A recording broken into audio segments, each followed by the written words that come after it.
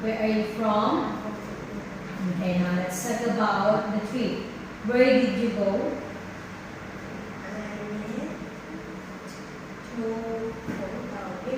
What was there?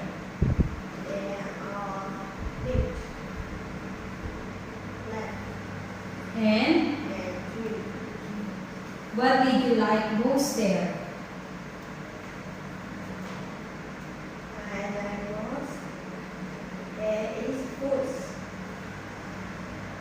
What was weather like there? What was weather like there? Sunny. Did you like the trip? Yes.